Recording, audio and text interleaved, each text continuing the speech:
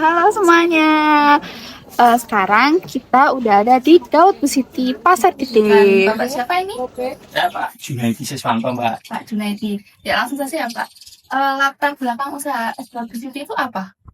Latar belakangnya sih pengen mendapatkan penghasilan lebih baik sama pengen punya waktu yang lebih banyak buat keluarga. Nah, kemudian bagaimana cara Bu Siti memasarkan produknya sebelum menggunakan vintage?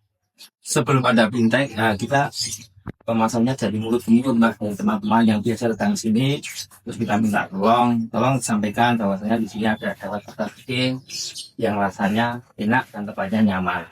Oke. Nah, target utama es Daud Pasar Gede siapa Pak? Target utama kita lebih banyak kepada keluarga. Kenapa keluarga?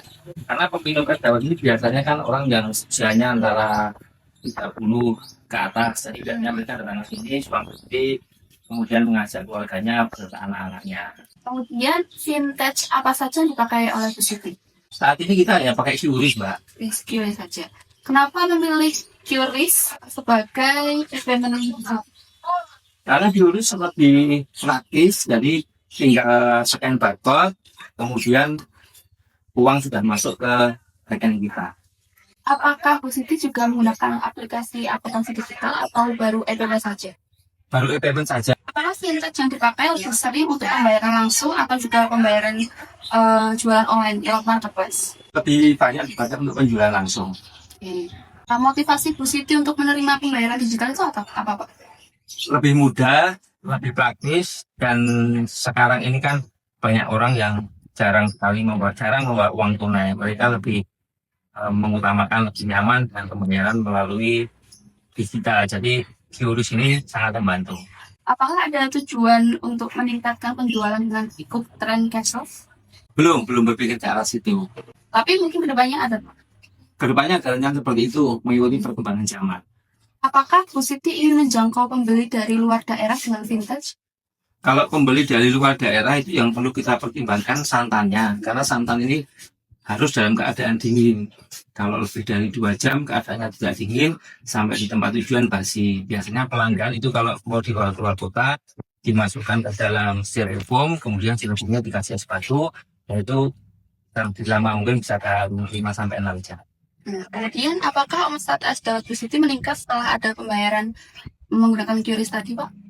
Sebenarnya peningkatan bukan dari masalah ada atau tidaknya QRIS ya Mbak, karena ini di pasar tradisional, jadi pengguna QRIS itu masih belum begitu banyak dibanding dengan pasar modern.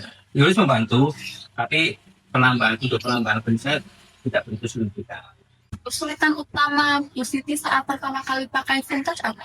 Ya perubahan pasti di awalnya kita merasa kesulitan, tapi dengan sering kita gunakan aplikasi tersebut, akhirnya kesulitan itu dapat kita atasi, dapat berjalan dengan baik, dan sekarang semuanya bisa berjalan dengan lancar. Apakah pernah ada masalah jaringan saat melakukan transaksi? Paling masalah jaringan kalau pas sinyalnya lemah atau tidak ada sinyal, paling itu Mbak, selain dompet dan sebagainya, tapi itu jam emergency. Apakah Bu Siti pernah khawatir soal keamanan data atau kemungkinan penipuan digital? Kita pernah dengar ada penipuan seperti itu, tapi alhamdulillah sampai saat ini dan mudah-mudahan kita tidak mengalaminya itu. Apakah Bu Siti kesulitan memahami laporan keuangan dari aplikasi Vintage-nya langsung? Awalnya kesulitan karena kita biasa pakai manual, begitu pakai aplikasi Vintage itu awalnya kesulitan. Jadi ya nanti sambil belajar mudah-mudahan kita cepat bisa.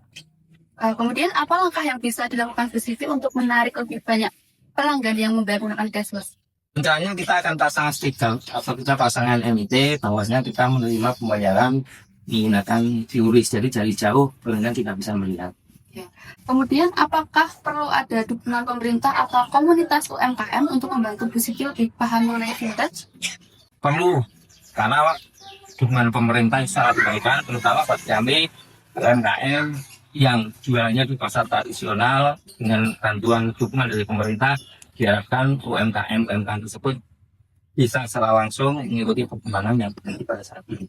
Kemudian yang terakhir nih Pak, bagaimana cara menjaga keamanan transaksi digital agar terhindar dari penipuan?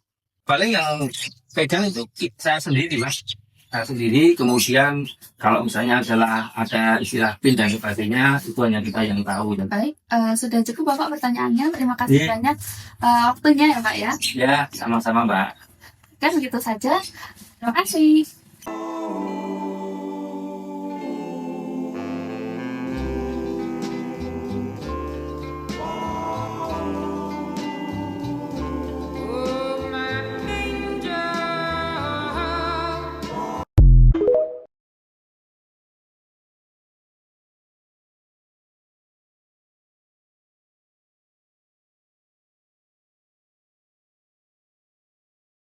Kalau gempol itu kan gurih karena dikasih garam. Kalau kleretnya itu manis, dikasih gula merah.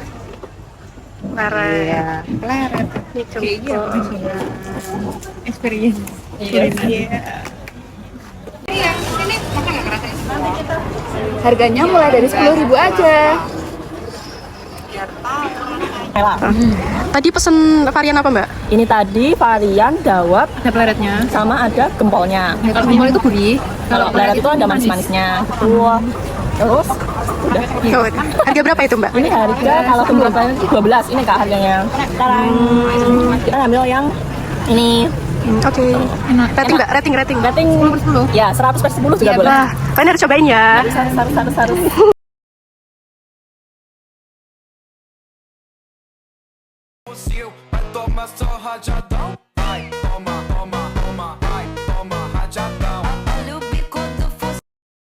Di era digital saat ini, kehadiran vintage sangat membantu masyarakat dalam melakukan transaksi keuangan.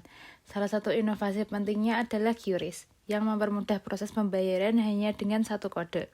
Dengan QRIS, transaksi menjadi lebih cepat, praktis, dan aman tanpa perlu uang tunai ataupun kartu.